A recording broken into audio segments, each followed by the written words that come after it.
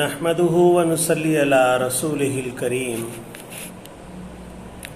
अम्मा बाद फ़अऊज़ु बिल्लाहिस समीइल अलीम मिनश शैतानिर रजीम बिस्मिल्लाहिर रहमानिर रहीम अल्हम्दुलिल्लाहि रब्बिल आलमीन अर्रहमानिर रहीम मालिकि यौमिद्दीन इय्याक नअबुदु व इय्याक नस्तईन इहदिनस सिरातल मुस्तकीम सिरातल लज़ीना अनअमता अलैहिम गैरिल मग़ज़ूबि अलैहिम वलज़्ज़ाल्लीन आमीन। सदक़ल्लाहुल अज़ीम। अज़ीज़ान गिरामी, सूरह फातिहा का आखिरी हिस्सा आज हम उसके बारे में डिस्कस करेंगे। दुआ है कि अल्लाह तबारक व तआला हमें सही मानों में इसकी तफसील को हासिल करने की तौफीक अता फरमाए। आमीन या रब्बल आलमीन। सूरह फातिहा के इस आखिरी हिस्से में सिरातल लज़ीना अनअमता अलैहिम गैरिल मग़ज़ूबि अलैहिम वलज़्ज़ाल्लीन आमीन। पिछली आयत में हमने ज़िक्र किया था, अल्लाह तबारक व तआला से इल्तिजा की थी कि बारी तआला हमें सीधा रास्ता दिखाइए। आज हम अल्लाह तबारक व तआला से ये गुजारिश कर रहे हैं कि रास्ता हमें वो चाहिए जो आपके इनाम याफ्ता बंदों का रास्ता था। हमें वो रास्ता नहीं चाहिए जो आपके गज़ब का शिकार हुए लोग या जो गुमराह हो गए लोग, हमें उनका रास्ता नहीं चाहिए। ये तख़सीस हमने इसलिए की कि हम देखते हैं कि अल्लाह तबारक व तआला के पास दोनों तरह के लोग हैं, जन्नती भी हैं और जहन्नमी भी हैं। लेकिन अल्लाह तबारक व तआला जन्नती लोगों को अपने लिए पसंद करता है, अपने दोस्तों में उनको शामिल करता है और अल्लाह तबारक व तआला उन पर अपने इनामात, अपने एहसानात अता करता है। तो जब हम इस बात पर गौर करते हैं तो अंबिया अलैहिस्सलाम से लेकर मौजूदा दौर के औलिया और सालेहीन तक ये सब के सब अल्लाह तबारक व तआला के मुकर्रर करदा इनाम याफ्ता लोग हैं। इसकी तस्दीक के लिए कुरान मजीद की सूरह निसा आयत नंबर 69 हमें बिल्कुल वाज़े तौर पर ये बता रही है कि वमन युतिइल्लाह व रसूल फ़उलाइका मअल्लज़ीना अनअमल्लाहु अलैहिम मिनन नबिय्यीना वस्सिद्दीक़ीना वश्शुहदाई वस्सालिहीन व हसुन उलाइका रफ़ीक़ा। ये आयत हमें बड़ा वाज़े तौर पे ये पैगाम दे रही है कि अल्लाह तबारक व तआला के नज़दीक ये जो चार किस्म के लोग हैं यही सरबुलंद व बरतर हैं। इनमें अंबिया शामिल हैं, इनमें सिद्दीकीन शामिल हैं यानी कि सच्चे लोग, इनमें शुहदा शामिल हैं यानी अल्लाह की राह में जिहाद करते हुए शहीद होने वाले लोग, और सालेहीन यानी जो अल्लाह के बंदों की रहनुमाई करने में हम वक्त मसरूफ़ रहते हैं और अपने साथ साथ दूसरों की भी इस्लाह करते हैं। इन चारों किस्मों में अल्लाह तबारक व तआला ने बड़ी ही खूबियाँ रखी हैं। इस वक्त हम अगर उन खूबियों पर गौर करने लग गए तो हम अपने मकसद से हट जाएंगे।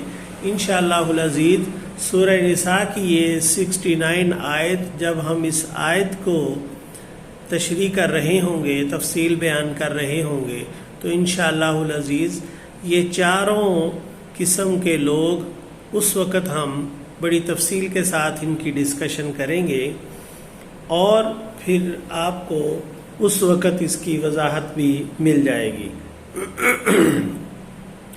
تو مختصر یہ کہ اس آیت میں صراط الذین انعمت علیہم والی آیت میں 3 قسم کے گروہوں کا ذکر کیا گیا۔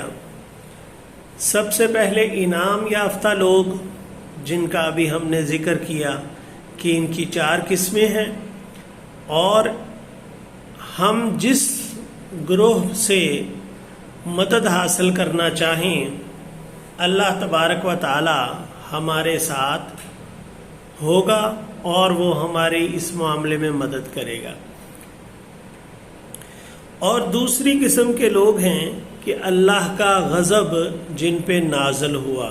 یہ کون لوگ ہیں؟ جو شیطان کے بہکاوے میں آ گئے، جن کو شیطان نے اپنی باتوں میں الجھا کر اللہ تبارک و تعالیٰ کی پیروی سے محروم کر دیا، اللہ تبارک و تعالیٰ کے غضب کا شکار کر دیا، اس کی دھوکہ دہی میں آ گئے، اور شیطان نے ان کو بالکل پنپنے نہ دیا۔ اس کی مثال میں اس طرح سے دیتا ہوں کہ جب نبی اکرم صلی اللہ علیہ وآلہ وسلم مکہ میں اپنی تبلیغ اور اللہ کے احکامات کا پیغام لوگوں پر ارسال کر رہے تھے، تو بہت سارے لوگ یہ سمجھتے تھے کہ آقا دو عالم صلی اللہ علیہ وآلہ وسلم کا پیغام درست ہے، لیکن ان کی ہٹ دھرمی، ان کی ضد، ان کی انا ان کے آڑے آ رہی تھی، اس لیے وہ اللہ کے غضب کا شکار ہوئے، اور ان لوگوں نے اللہ کی نعمتوں کو حاصل کرنے سے انکار کر دیا۔ یہاں پر ہم تیسرے گروہ کی بات کرتے ہیں، اور وہ گروہ ہے گمراہوں کا۔ گمراہ وہ ہوتا ہے جو راہ حاصل کرنے کے بعد دوبارہ اس کو گم کر دے، اس کو ہم گمراہ کہتے ہیں۔ اس کی مثال ہم مدینہ کے وہ لوگ جو منافقین کہلاتے تھے، میں اس سلسلے میں ان کو دیکھتا ہوں کہ اللہ تبارک و تعالیٰ نے ان کے پاس پیغمبر کو بھیجا صلی اللہ علیہ وآلہ وسلم، اللہ تبارک و تعالیٰ نے ان کو سیدھی راہ کی ہدایت بھی کر دی، پیغمبر نے ان کو ساری کی ساری اونچ نیچ بھی بتا دی، اور ان کے لیے صحیح راستے کا انتخاب بھی کروا دیا۔ لیکن وہ جب مسلمانوں کے پاس آتے تو وہ کہتے کہ ہم مسلمان ہیں، اور جب اپنے دوستوں کے پاس جاتے، یہودیوں دوستوں کے پاس یا کافر دوستوں کے پاس، تو کہتے کہ ہم تو ان کے ساتھ مذاق کر رہے ہیں۔ اس کی مثال یخادعون اللہ والذین آمنوا وما یخدعون الا انفسهم وما یشعرون، یہ سورہ بقرہ کی آیت یہ ان کے لیے واضح ہدایت سامنے آتی ہے۔ ہم اس کی روشنی میں ان کو دیکھتے ہیں کہ یہ گمراہ لوگ اللہ کا قرب حاصل کرنے کے بعد اس پر قائم نہیں رہ سکے، اللہ تبارک و تعالیٰ کی عنایتوں کو حاصل کرنے کے بعد اس کو چھوڑ گئے۔ آج ہم غور کریں تو ہمارے اندر بھی بہت سارے اس طرح کے لوگ موجود ہیں جو یہ بات جانتے ہیں کہ اللہ تبارک و تعالیٰ اس راستے کو پسند کرتا ہے، اس راستے کو پسند نہیں کرتا، لیکن یہ بات جاننے کے باوجود ہم اس ناپسندیدہ راہ کو اختیار کر لیتے ہیں۔ مثال کے طور پہ آج کے اس مادی دور میں ہم یہ بات بڑے وثوق سے کہہ سکتے ہیں کہ ہمارے اندر حلال و حرام کی تمیز ختم ہو گئی ہے۔ ہم چاہتے ہیں کہ پیسہ ہونا چاہیے، چاہے وہ حلال طریقے سے ہو چاہے وہ حرام طریقے سے ہو۔ یہ بات بڑے وثوق سے میں کہہ رہا ہوں کہ ہمارے درمیان یہ بات بڑی ہی روشن اور بڑی ہی بےتابانہ انداز میں داخل ہوتی ہوئی سرایت کر رہی ہے کہ رزق حلال عین عبادت ہے تو ہم مانتے ہیں، لیکن جب ہم اپنی دکان پہ بیٹھتے ہیں، اپنے کاروبار پہ بیٹھتے ہیں، یا ہم اپنی سیٹ پہ بیٹھتے ہیں، تو اس وقت تک ہم کوئی کام نہیں کرتے جب تک کہ ہم اس کے اندر حرام کی آمیزش نہیں کر لیتے۔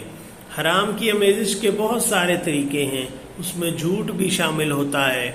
ہمیں چیز سستی ملی ہوتی ہے لیکن ہم گاہک کو انسپائر کرنے کے لیے اس چیز کو مہنگی کر کے بتا رہے ہوتے ہیں کہ نہیں بھائی ہمیں تو اتنے کی ملی ہے اس لیے ہم اس طرح اس کو بیچ رہے ہیں۔ اور اسی طرح ہم جب کسی سرکاری کام کے مصروف ہوتے ہیں تو جب تک ہمیں کوئی رشوت نہ دے ہم اس کے کاغذ پہ دستخط نہیں کرتے۔ یہ تمام چیزیں بہت ساری تفاصیل ہیں، آپ سب سمجھدار ہیں، دیکھ لیتے ہیں، سوچ لیتے ہیں کہ میں کیا کہنا چاہ رہا ہوں۔ تو اللہ تبارک و تعالی یہاں پر ان لوگوں کو گمراہ کہہ رہا ہے کہ جو لوگ اللہ تبارک و تعالی کی غضب کے ساتھ اس کی گمراہی کا شکار ہو گئے، تو باری تعالی نے ان کا جو مقام اللہ تبارک و تعالی نے بتایا ہے وہ زال بتایا ہے۔ یہ زال کی حقیقت کیا ہے؟ زال سے مراد تو وہ لوگ ہیں کہ جنہوں نے اپنے دین میں غلو کر دیا، دین کو بڑھا دیا یا اس میں کمی کر دی۔ اللہ تبارک و تعالی نے پیغمبر کو ایک خاص مقام اور ایک رتبہ عطا کر کے بھیجا، لیکن ہم نے ان کے رتبے کو اتنا بڑھایا چڑھایا، اتنا زیادہ بلند کر دیا کہ ہم ان کے رتبے کو کبھی کبھی اللہ تبارک و تعالی سے بھی بلند کر دیتے ہیں۔ یہ زال جو ہے یہ گمراہی کے زمرے میں آ جاتا ہے۔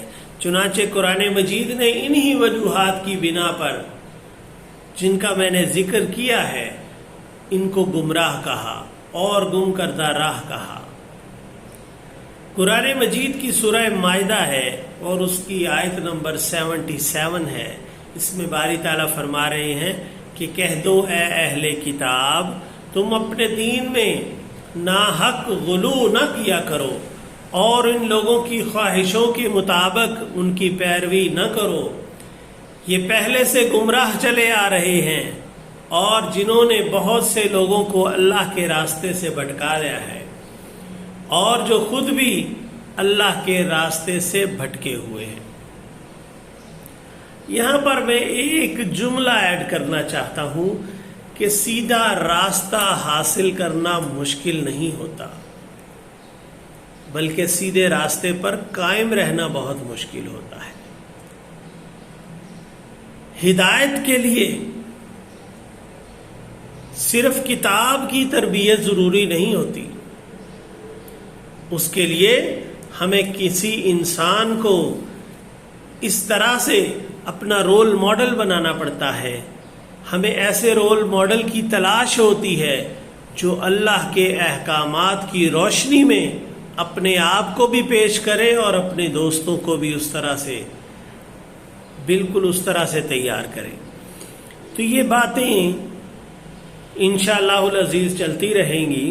یہ مختصر سا بیان سورہ فاتحہ کا میں نے آپ کے سامنے پیش کیا ہے، اور میری دعا ہے کہ اللہ تبارک و تعالی اس کی روشنی میں ہمیں اپنی زندگی کو اچھے طریقے سے گزارنے کی توفیق عطا فرمائے۔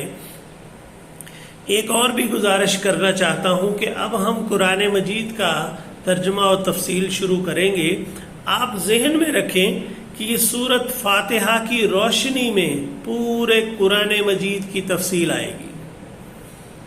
آپ جس آیت پہ بھی غور کریں گے وہ کسی نہ کسی طریقے سے سورہ فاتحہ کی کسی نہ کسی آیت سے جڑی ہوگی، اسی لیے اس سورہ مبارکہ کو ام القرآن کہا گیا۔